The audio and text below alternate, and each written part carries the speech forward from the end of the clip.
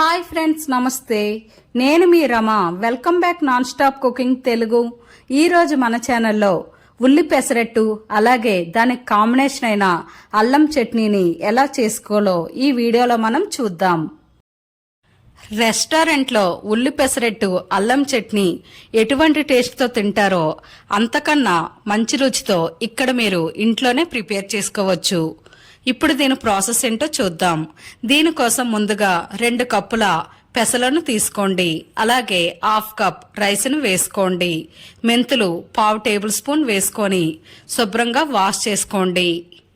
ఇక్కడ మనం రైస్ వేయడం వల్ల పెసరట్టు అనేది క్రిస్పీగా ఉంటుంది. అలాగే మెంతులు వేయడం వల్ల పెసరట్టు కొంచెం కలర్ చేంజ్ అయి టేస్టీగా ఉంటుంది. ఇలా ఈ పెసల్ని ఓవర్ నైట్ నానబెట్టుకోండి. ఇలా ఓవర్ నైట్ నానబెట్టిన తర్వాత ఇందులో ఉండే వాటర్ని వంపేయండి. ఇలా పెసల్లో ఉండే వాటర్ వంపి మళ్ళీ దీన్ని ఒకసారి శుభ్రంగా వాష్ చేసుకోండి. ఇప్పుడు మిక్సీ జార్ తీసుకొని ఈ పెసల్ని సగం వేసుకోండి. ఇలా సగం పెసలు వేసుకున్న తర్వాత ఎండుమిర్చి ఒక 5 నుంచి 6, జీలకర్ర 1 టేబుల్ స్పూన్, అలాగే వెల్లుల్లి రెబ్బలు ఒక 4 నుంచి 5, సాల్ట్ మీ టేస్ట్కి తగినంత, కొంచెం వాటర్ వేసి మిక్సీపై మూత పెట్టి ఫైన్గా పేస్ట్ చేయండి. ఇప్పుడు మిగిలిన పెసలు కూడా మిక్సీ జార్లో వేసుకోండి. అలాగే పసుపు 1/2 టేబుల్ స్పూన్ వేసుకొని దీన్ని కూడా ఫైన్గా గ్రైండ్ చేయండి. ఇక్కడ పసుపు వేయడం వల్ల మనం చేసే పెసరట్టు అనేది కొంచెం ఎల్లోయిష్గా ఉంటుంది. ఒక గరిటె తీసుకొని దీన్ని శుభ్రంగా మిక్స్ చేసుకొని పక్కన పెట్టుకోండి. ఇప్పుడు అల్లం చట్నీ ఎలా చేసుకోవాలో చూద్దాం. దీనికోసం ముందుగా 2 టేబుల్ స్పూన్ ఆయిల్ తీసుకోండి. అలాగే 1 టేబుల్ స్పూన్ శనగపప్పు, 1 టేబుల్ స్పూన్ మినప్పప్పు, 1 టేబుల్ స్పూన్ ధనియాలు, 1 టేబుల్ స్పూన్ జీలకర్ర, అల్లం 2 ఇంచీలు సన్నగా కట్ చేసి వేసుకోండి. ఎండుమిర్చి 5 నుంచి 6, కరివేపాకు కొంచెం వేసి కలపండి.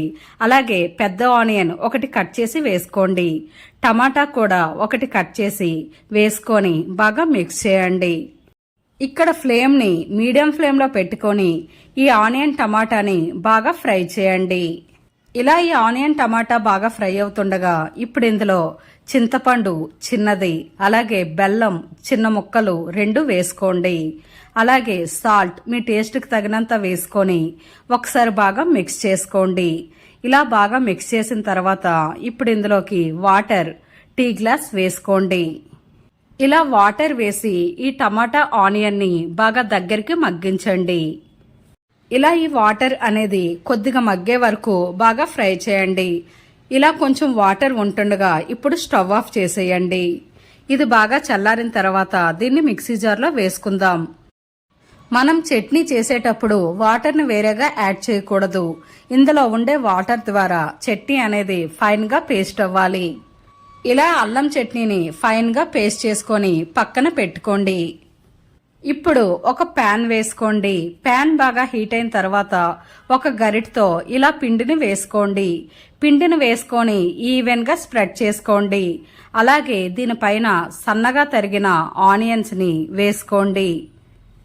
ఇలా ఆనియన్స్ అన్ని వేసుకున్న తర్వాత కొంచెం ఆయిల్ తీసుకొని దోశ చుట్టూ ఈవెన్గా స్ప్రెడ్ చేయండి.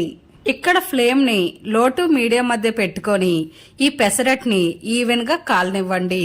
ఇలా పెసరట్టు చుట్టూ కొంచెం రెడ్డిష్ వచ్చిందంటే ఇప్పుడు అట్లకాడతో ఈ పెసరట్ని ఫోల్డ్ చేసుకొని ఒక ప్లేట్లో తీసుకోండి. ఇదే ప్రాసెస్లో మిగిలిన పిండిని కూడా ఇలా పెసరట్టుల్లా వేసుకోండి. ఇలా ఈవెన్గా స్ప్రెడ్ చేసి కొంచెం ఆనియన్స్ వేసి ఫ్లేమ్ని లో టు మీడియం మధ్య పెట్టుకొని అలాగే దోశ చుట్టూ కొంచెం ఆయిల్ ఈవెన్గా స్ప్రెడ్ చేసి ఇలా అట్టు కాలాక వీటిని ఫోల్డ్ చేసుకొని తీసుకోండి. అంతే ఫ్రెండ్స్, చూశారు కదా పెసరట్టు అల్లం చట్నీ చేసుకోవడం ఎంత ఈజీనో. మీరు కూడా ఈ రెసిపీని తప్పకుండా ట్రై చేయండి. ఒక్కసారి ఈ విధంగా ట్రై చేసి మీకు ఎలా కుదిరిందో తప్పకుండా కామెంట్ చేయండి. అలాగే మన వీడియో మీకు నచ్చితే ఒక లైక్ చేయండి. మీ ఫ్రెండ్స్ అండ్ ఫ్యామిలీ మెంబర్స్కి ఈ వీడియోని షేర్ చేయండి. మరెన్నో రుచికరమైన వంటల కోసం మన ఛానల్ని సబ్స్క్రైబ్ చేసి పక్కనే ఉన్న బెల్ ఐకాన్ని యాక్టివ్ చేయండి. Thanks for watching.